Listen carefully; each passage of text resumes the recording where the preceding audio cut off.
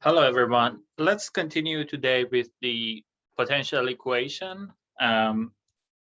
So the other day, I introduced the equation and we started to use the product method to solve that. And it almost worked. We got to the point that we should compute the coefficients of our solution. And that's where we left it. So today I'm going to kind of review the potential equation again, and we are going to try to solve it. And hopefully today we can finish that. Great. Is there any question before I start?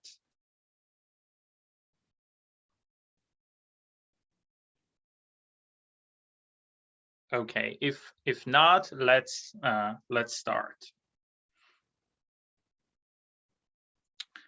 Okay. Yeah, we can. Yeah, sure. We can discuss the homework maybe towards the end of our meeting. I will have that in mind. Okay, so let's review. So we want to study the potential equation. Sometimes it's also called the Laplace equation. So the way it works is that we have some, well, in the two-dimensional case, we have a subset, a region inside R2. So suppose R is a region inside R2. So some region like this, right? And we are looking for functions like u from R2 to R, real valued functions, such that the Laplacian of u, which is defined by this, actually it's the second derivative of u with respect to x plus second derivative of u with respect to y. It's defined by this expression. We are looking for functions u such that this thing is 0. So here, when we are considering R2 or Rn, when we have a region, assuming this region is bounded, this region R, where this function u is defined as bounded, usually this equation comes with some boundary value condition. So if I show this region with R, by boundary of R, I mean, for example, here, I mean this curve here, which I highlighted with red. So usually we should have some boundary value condition. So we should have some boundary value condition for u, which in some sense, it tells us what is u on this boundary. So it should tell us what u is on the boundary of this region. Okay.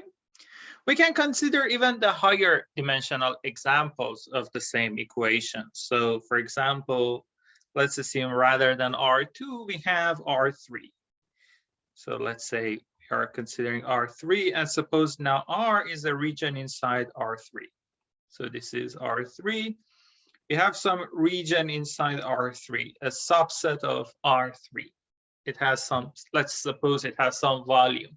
Suppose it's some open subset or some closure of some open subset inside R3. So it's kind of solid. I'm considering some it looks like some solid ball or some deformed solid ball or something like that inside R3. And I'm looking for functions u from this region to R such that the Laplacian of u is 0. Here, the Laplacian, the definition of Laplacian is very similar. The difference is that here we have 3 variables rather than 2 variables. So here the Laplacian would be the second derivative of u with respect to x plus the second derivative of u with respect to y plus the second derivative of u with respect to z. We have this extra variable. But the Laplacian equation would be this equation. Laplacian equals 0. Again, here we would have some boundary value condition. So suppose u is given on the boundary of this region. Here, like the previous example, in previous example, the region itself was something two-dimensional. The boundary was something one-dimensional. Here, the region itself is three-dimensional. It has some volume. The boundary of this region, by the boundary of this region, I mean the two-dimensional surface which bounds this region. So this two-dimensional surface which goes around this region, right? It's a closed surface, which is two-dimensional. So in this case, the region R is, for example, three-dimensional. Its boundary would be something two-dimensional. And in a more abstract sense, this can be generalized to any dimension. So we can consider Rn, n-dimensional Euclidean space. We can have some region inside that, some nice region. We wouldn't talk about the properties of these regions, but let's say some closure of some open subset inside Rn. And here, if I show the coordinates on Rn with x1, x2, up to xn, the Laplacian equation for a function u defined on this region would be second derivative of u with respect to x1 plus up to second derivative of u with respect to xn. And we want this thing to be 0. And again, the boundary value condition would be something like this. It should tell us what u is on boundary of this region. So in this case, this R would be something n-dimensional, and its boundary would be something n-1 dimensional. Of course, I wouldn't sketch anything here. It's more abstract, but mathematically we can assume that and we can work with that. Okay.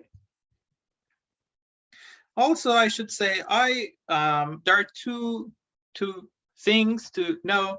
Sometimes people define, so sometimes in some books, they might define the Laplacian of u to be not what I've defined. They might define it to be minus second derivative of u with respect to x1, minus second derivative of u with respect to x2, and etc. So they might define, rather with plus, they might define it with minus. And actually, there's a good reason for that, but not in this course, but not here.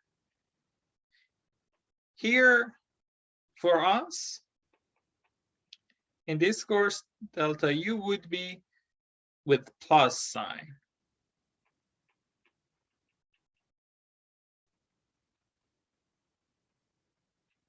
So in some book, you might see that with negative sign. I'm just mentioning so it wouldn't confuse you. That's one thing to know. There is another thing. Sometimes in some books, you might see that rather than Laplacian of u, they might use another notation for the exact same expression. Sometimes they use this notation. This is sometimes called nabla squared. So an important property of these functions, the functions like u defined on some region R inside some Euclidean space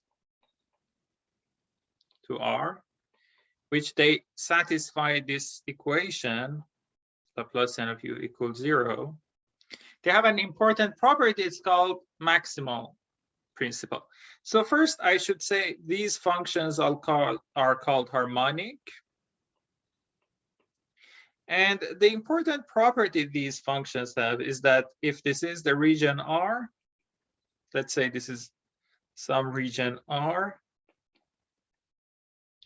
and this is the boundary of the region,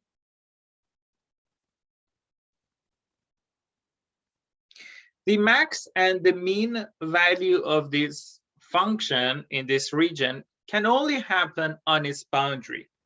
So if you look where u is max, so suppose u is max at a point max or min at a point, say A. The theorem says, the maximal principle says, A should be a point on the boundary. So A can be somewhere here. A can't be here. It can't be in the interior of the region. A can't be in the interior. Okay.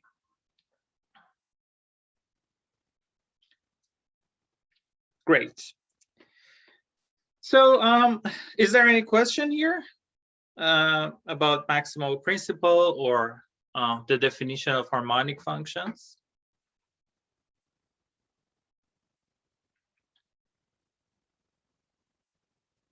Okay, so if not, let's continue.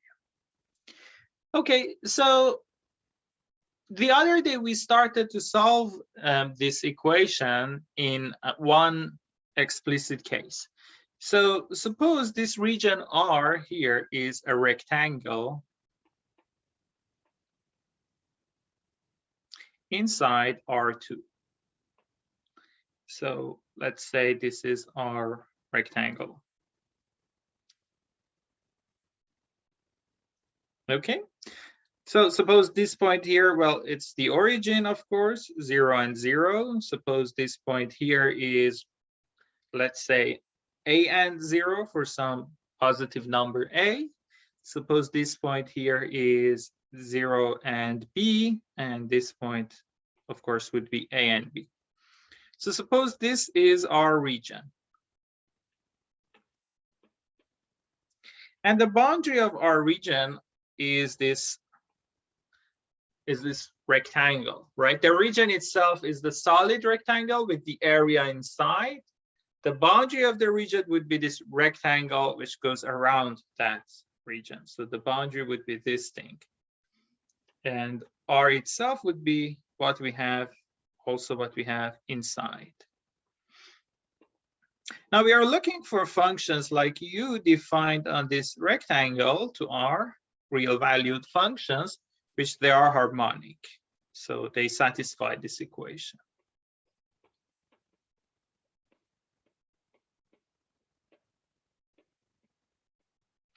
Okay.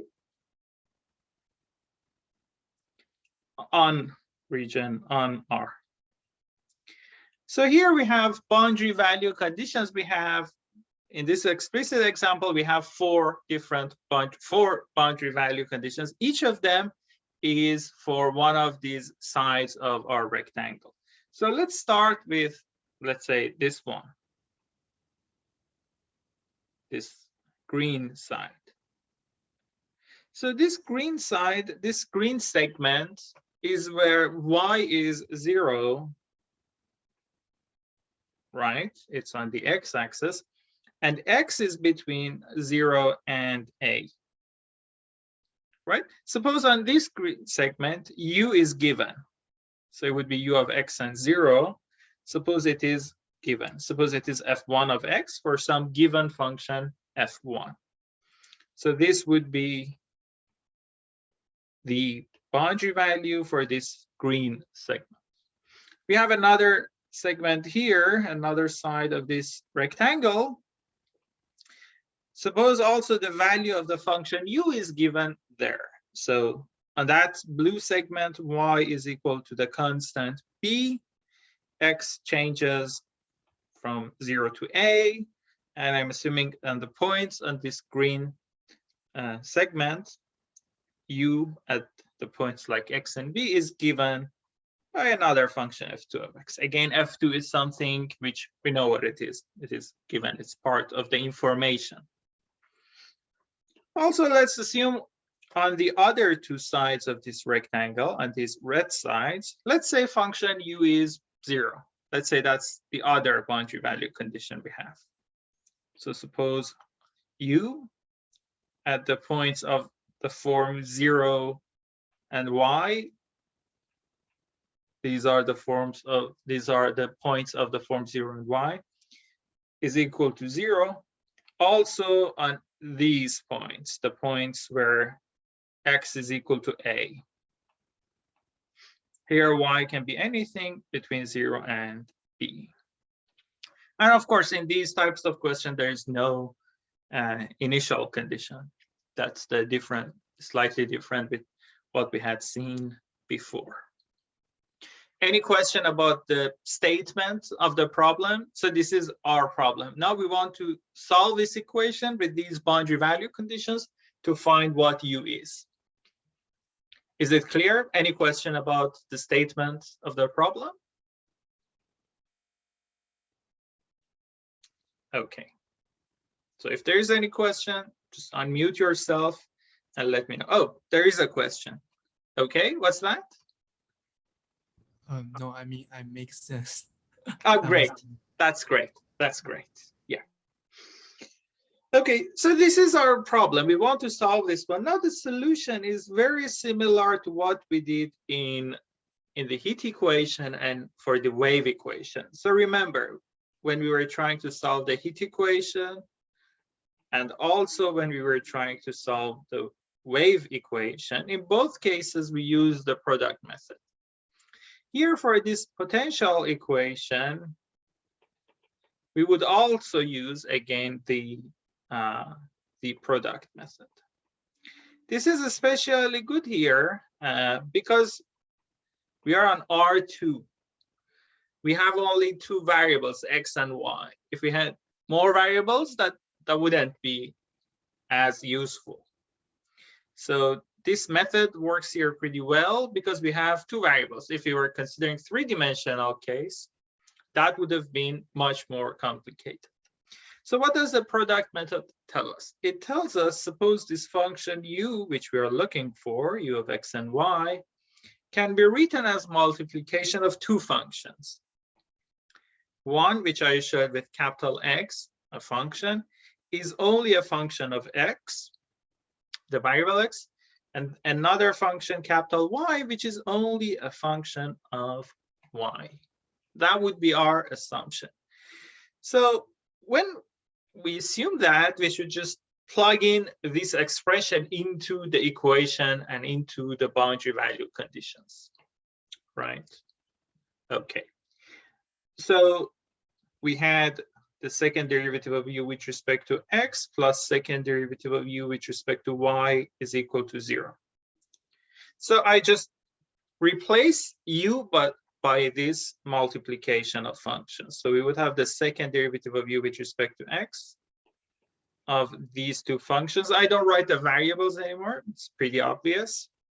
Plus the second derivative with respect to y of x and y should be equal to 0. Well, of course, this derivative with respect to x only act on the first one. The second function would be just like a constant when we are taking derivative with respect to x. So we would have the second derivative of x with respect to x times y, plus, again, when we are taking derivative with respect to y, x would be like a constant, plus x second derivative of y with respect to y. That is supposed to be equal to 0. So if I take one term to the other side, it simply tells me the second derivative of x with respect to x times y is equal to minus x second derivative of y with respect to y. Of course, here it makes sense to separate the variables, right? So some terms, they only contain x, sometimes they only contain y. We try to separate them. So here, if I divide everything by x, y, I would get this equation. Second derivative of x with respect to the variable x over x is equal to minus second derivative of y with respect to y divided by the function y. Now, we've done this type of arguments before. The left-hand side is a function of x.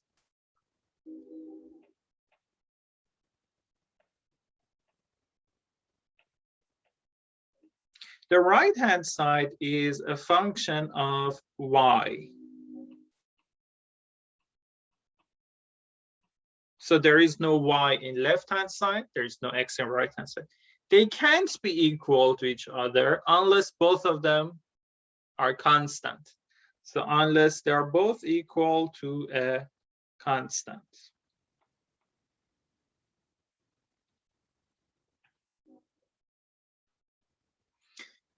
So this constant can be positive, can be zero, can be negative. Each case can be studied separately. So let me rewrite this thing we got here. Second derivative of x over x is equal to a constant. So because x is just a function of x, its second derivative with respect to x, I can just denote that with x double prime equal to minus y double prime over y is equal to a constant. So note that this is the second derivative with respect to x, and this is the second derivative with respect to y. So let's have that now. Let's look at our boundary value conditions. So the boundary value condition, let's first look at the simple ones. So we had our rectangle. We assume that the function u is 0 on these two sides. So we had u at these red sides. One of them is 0 and y is 0. The other one is u at the point a and y is equal to 0. Now, since u of x and y is equal to x of x times y of y, the second one would be x at the point 0 times y at the point y. This would be 0. And second one would tell us that x at the point a times y at the point y is equal to 0. Now we have multiplication of two things being equal to 0. Either the first one is 0, the first term is 0, or the second term is 0. So if we assume that y is 0, it would be always 0 because it's y is variable there. So if we assume that y of y is equal to 0, then u at any point x and y, which by definition is x of x, y of y, would always be 0 because this term here is 0. Therefore, u always would be 0. And that's not what we like. That's not an interesting solution. Especially if f1 and f2 are boundary value conditions are not 0, that wouldn't be a valid solution. This is not what we are looking for. And therefore, we should assume that this function y, and therefore we should assume this function y of y, is not always equal to 0. And therefore, the other terms should be 0. So this one and this one, these two have to be 0. So x at the point 0 is equal to 0, and x at the point a is equal to 0. Okay. Great. So now we have this equation. Let me rewrite that. X double prime over x is equal to a constant. This constant can be positive, it can be 0, it can be negative. If we just like, for example, the heat and wave equation, if we study that a little bit, we can see this constant has to be negative. And of course, any negative number can be shown by minus something squared. We denote that again. This is similar to what we did before with minus lambda squared. And this is supposed to be, of course, this is supposed to be minus y squared over y. So this gives us two equations. So one is x prime over x equal minus lambda squared, and the other one is minus y prime over y equals minus lambda squared. This gives us two equations. let's write down these two equations. Is there any question up to this point? Everything clear?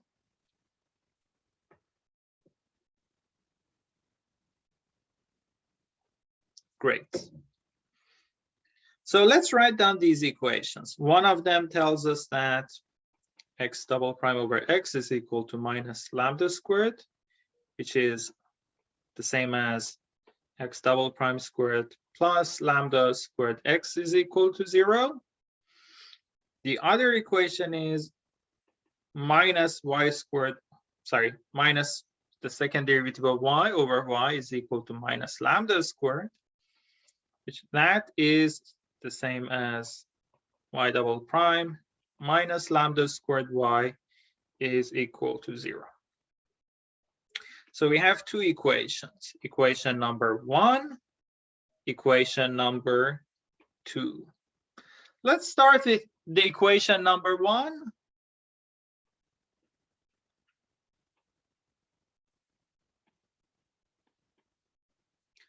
Because we also know what are the boundary value conditions. We just learned that x at 0 and x at a, they're both equal to 0. Right? So this is very similar to what we've done before. If you remember, we could write down the characteristic equation, would be m squared plus lambda squared equals 0, and therefore m can be plus minus I lambda, and therefore we would get independent solutions cosine lambda x and sine lambda x. These would be the solutions to our equation. So the general solution for x was a linear combination of these for any lambda, for any fixed lambda, the solution. So if we fix lambda, maybe it's better to write that for fixed lambda, the value of x would be a linear combination of these.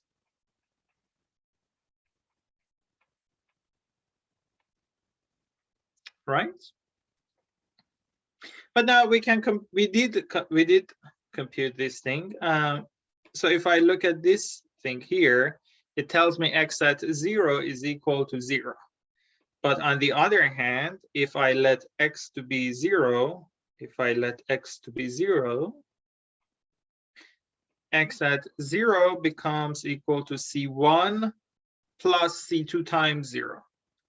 And this assumption tells us this should be equal to 0. Therefore, c1 is equal to 0. Therefore, this term does not even exist. Okay, I would erase these things now. Therefore, x is equal to c2 sine lambda x. I passed these things a little faster because we've seen this before.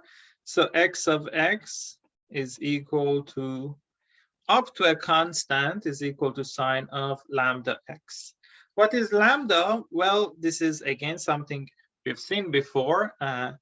The equation xa being equal to 0 tells us that sine of lambda a should be equal to 0.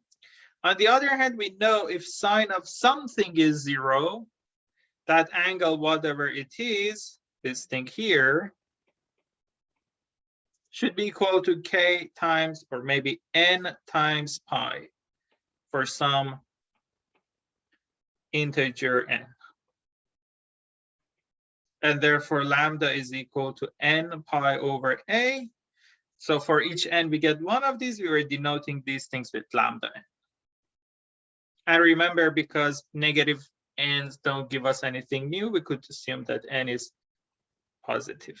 Great. We've seen that. What about the other equation?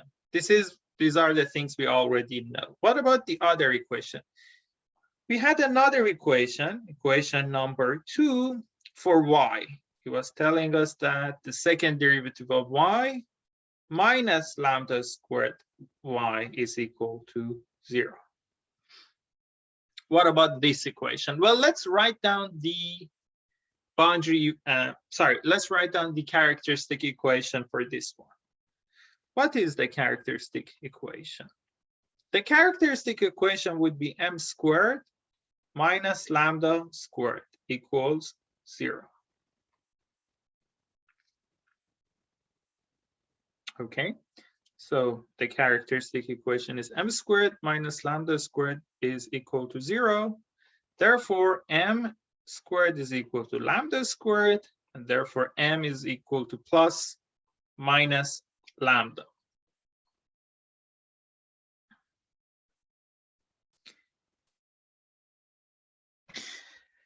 Okay, so let's continue. Sorry.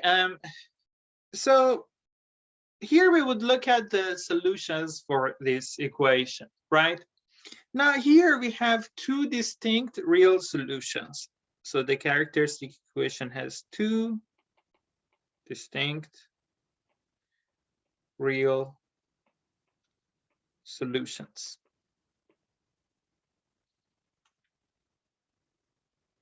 So what are the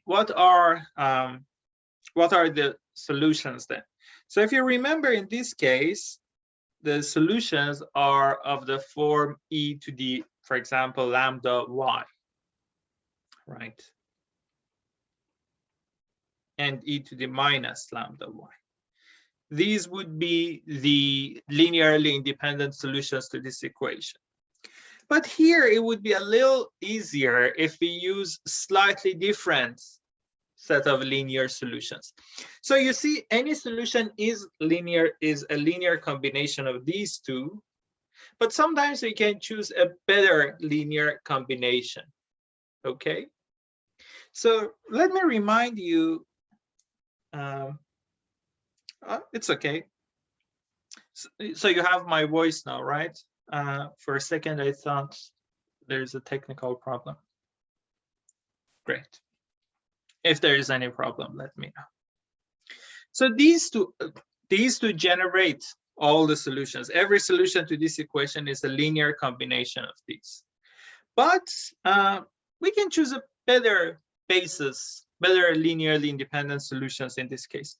So recall the definition of sine hyperbolic and cosine hyperbolic. So sine hyperbolic of anything, let's say alpha, is defined to be e to the alpha minus e to the minus alpha over 2, right? And cosine hyperbolic alpha is equal to e to the alpha plus e to the minus alpha over 2, right? So here, if these two things are solutions, let's show them with y1 and y2. If these two are solutions, their linear combination would also be a solution, right? So therefore, y1 minus y2 over 2 would also be a solution. y1 plus y2 over 2 would also be a solution. But let's compute to see what are these things. So y1 plus y2 over 2 would be e to the lambda y plus e to the minus lambda y over 2. And y1 minus y2 over 2 is equal to e to the lambda y minus e to the minus lambda y over 2. Now the first one is just cosine hyperbolic of lambda y. And the second one is sine hyperbolic of lambda y. So we can take these two as the basis of our coefficients. So any solution to this equation can be written as a linear combination of these two things, right? On the other hand, because for every n, for every natural number n, we have one of these things. So for every n, I show the corresponding solution to lambda n with y n. So it would be a linear combination of cosine hyperbolic of lambda ny and sine hyperbolic of lambda ny. Let's show these coefficients with an and bn. Okay, so for any lambda n, we have some yn, and we also had some xn. So if you remember, xn was just sine of lambda n x. Any question?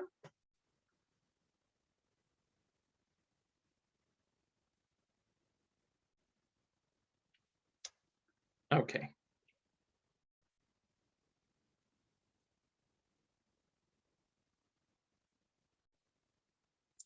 Now, the solutions for the original potential equation was the multiplication of x and y. Now, for every n, we have xn and yn, right? And if we multiply, we would get one solution for potential equation. I would show that solution with un of x and y. So each of these things is a solution to the potential equation. So the general form of solution we might hope to get would be a linear combination of these things. That goes from 1 to infinity, some cn xn of x, yn of y, right? So it would be equal to sigma n goes from 1 to infinity, a constant coefficient, which depends on n. Xn was equal to sine of lambda nx. Yn was equal to, what was it? An, let me take a look.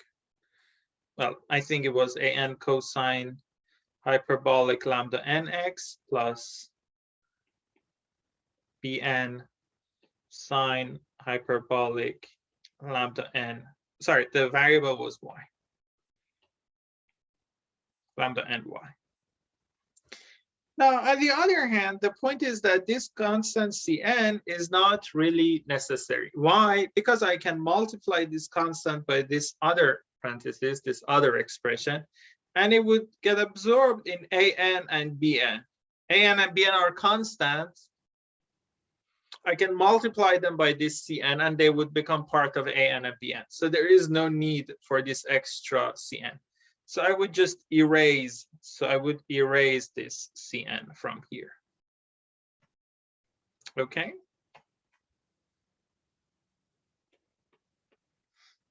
So we have our expression for u, the function u, in terms of x and y. The things which we don't know are these constants. So we are looking to find what are the values of these constants. So what is An?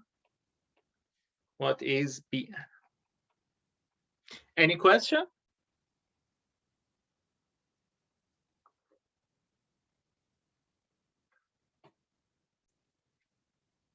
Okay. Now, if you again think about the region the function is defined, the rectangle R, we only used two sides of this rectangle, these two sides, this one and this one up to this point. We used the boundary value condition on these two sides.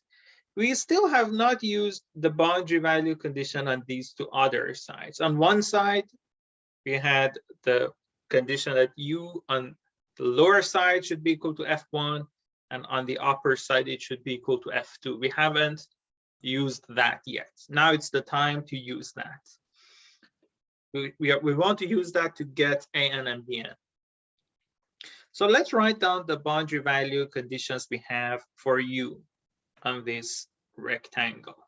So on this side, y is equal to 0. So we had u of x and 0. It was equal to f1. On the other side, y is equal to constant b, so u of x and a constant b, it was given by some other function f2. But now we have expression for u, right? We can plug this thing kind of into that expression to see what that would give us. So u of x and y, let me just rewrite that. It was equal to the sum sine lambda nx and cosine hyperbolic lambda ny plus bn sine hyperbolic lambda ny. Therefore, u of x and 0, if we let y to be 0, this term here would be 0. Well, let's compute that if just to make sure we are on the same page. So let's see what is sine hyperbolic of sine hyperbolic of 0. So it would be e to the 0 minus e to 0 over 2, which is of course 0. And cosine hyperbolic of 0 is e to the 0 plus e to the 0 over 2. Any number to the 0 is equal to 1. 1 plus 1, 2. 2 over 2, 1. So if we let y to be equal to 0, this term becomes 0 if y is 0. And this term will become equal to 1. Right? So u of x and 0 would be equal to the sum, to the infinite sum we have here, sine of lambda nx times an plus 0. So the an sine lambda nx.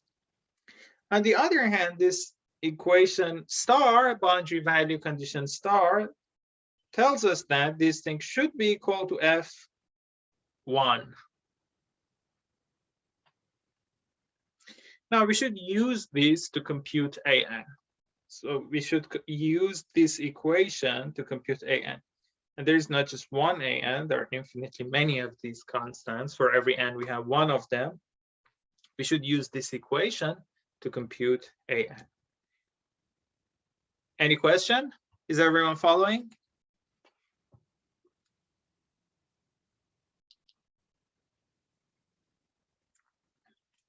Okay.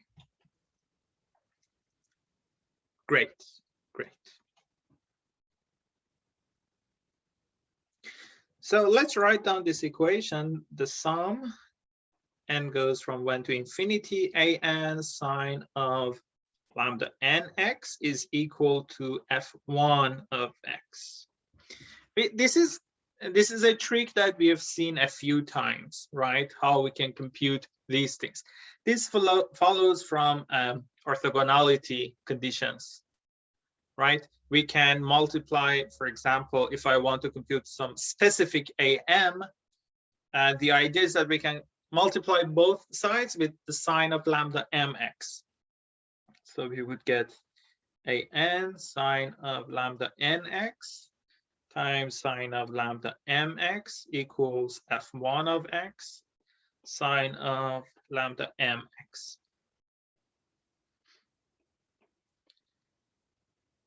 And then the point is that if n and m are not equal, sine of lambda nx and sine of lambda mx are orthogonal to each other. In other words, if I take integral of both sides with respect to x from 0 to a,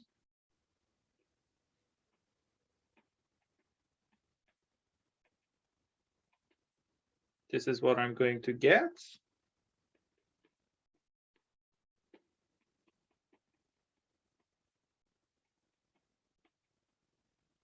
And assuming that we have the necessary kind of convergence type of assumptions that I can take the integral into this infinite sum, I can interchange them. So if I can do that, if I bring this here, and well, an is also constant, if I can bring the integral here from outside, so I would erase the integral which I have outside, I would get something like this. And we remember we've seen this theorem before, that these terms are equal to 0 if n is not equal to m.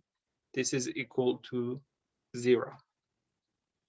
If they are equal, we computed this sort of thing. This wasn't a hard computation. It was equal to a over 2, where a is this upper limit here.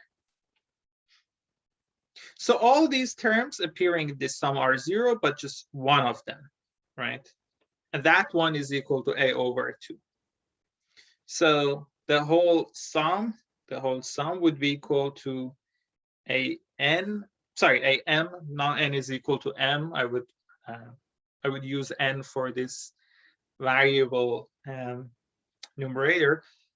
A m times a over 2. That would be the value of this sum of these integrals, which is supposed to be this integral of f1 sine of lambda mx. So a m a over 2 is equal to the integral of f1 sine of lambda m x dx. Of course, assuming that this rectangle,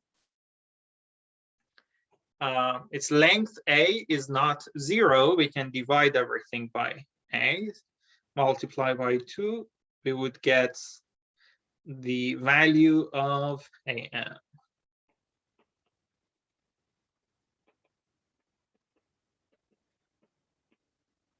Great. Now we've computed am. Here we have am. That's part of the solution. So if we go back and look at the solution, in our solution, everything is known but an and bn.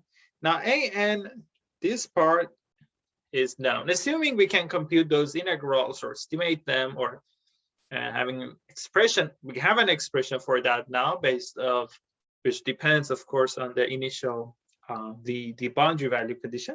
We can compute an.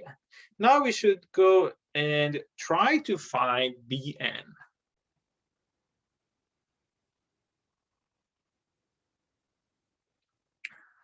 Now the computation for bn is slightly more tricky. So you see, we had this rectangle. We have this rectangle. We used these two sides. We already have used them to write down the solution. We used this side to compute an. It makes sense that we probably should use this side to get bn. We still have not used that. So that's a part of boundary value condition which we should use. And we hope that it would give us bn. Okay. So the other part of the boundary value condition was this: u of x and b is equal to some given function f2 of x. So we know what u is. So u of x and y, we had u of x and y, so u of x and b would be equal to this sum.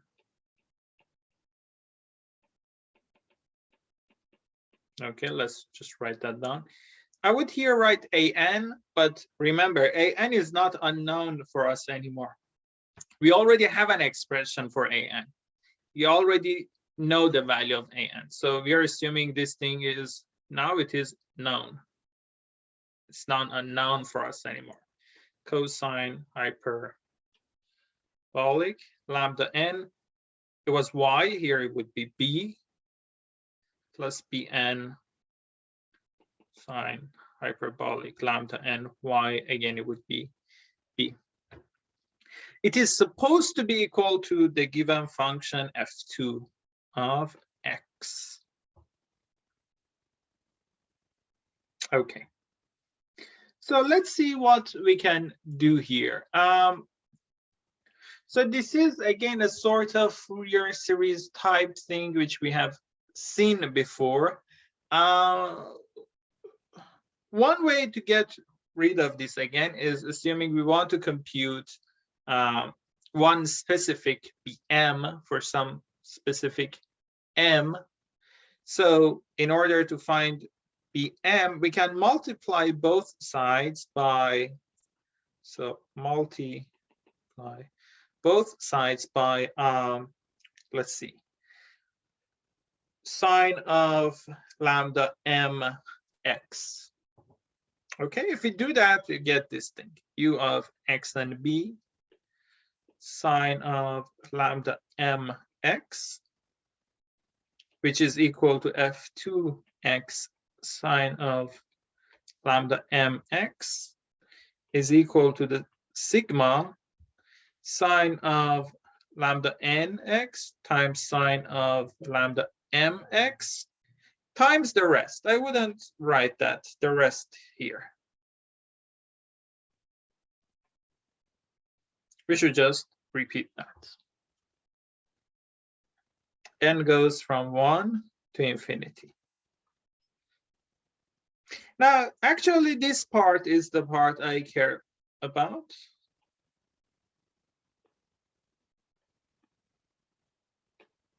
Again, the idea is to take integral from both sides and use the orthogonality condition. So let's take integral from 0 to a f2x sine lambda mx dx would be one side.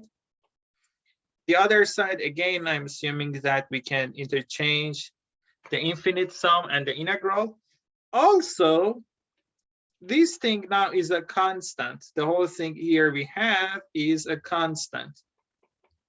Why? There is no x variable in it, and there is no y variable in it. We substitute y by b. Now it's a constant. So it comes out of integral, which is an integral in terms of x, of course. Even if it was y, it would come out. So this comes out of integral. We would have cosine an cosine hyperbolic lambda nb plus bn sine hyperbolic lambda nb times the integral of, well, what is the remaining part? Sine lambda nx sine lambda mx dx from 0 to a.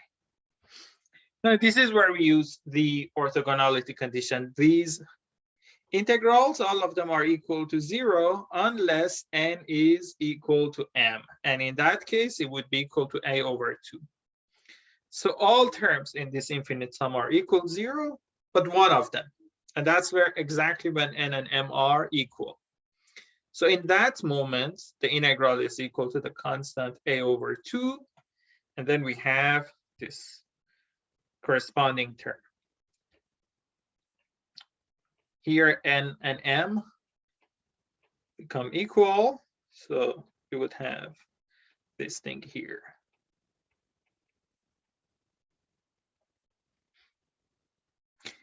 So this integral here is equal to this constant here. And this is the value bm is the thing we are looking for. So I can take everything to one side and divide by the coefficient to find what bm is. It's what I'm going to do. Before doing that, is everything clear? Any question from this slide? Or any previous slide?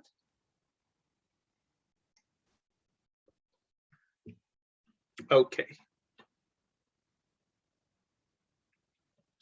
Okay, so we want to use this to compute bm, assuming we already know an. We already have computed an.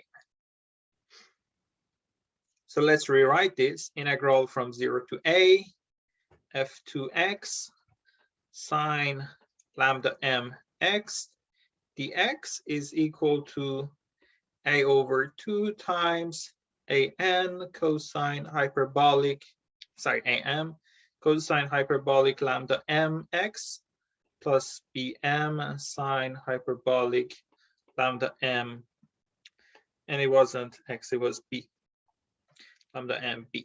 This is what we have. So if we just do simple algebraic manipulation, we see bm is equal to integral from 0 to a f2x sine lambda mx dx.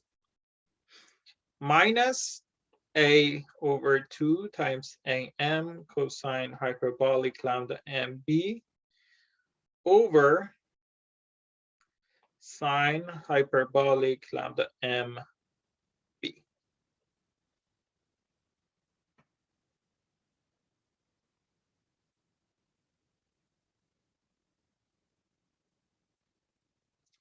Is everything correct? Let's see.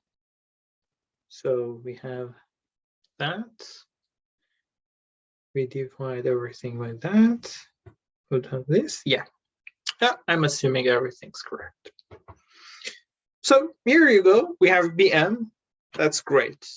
This is the result for Bm. So if we go back to the original solution we had, now we also have Bm.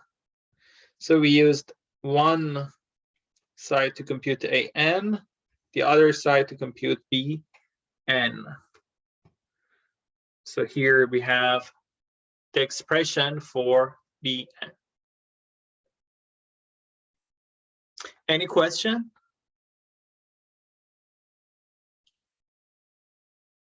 Is everything clear?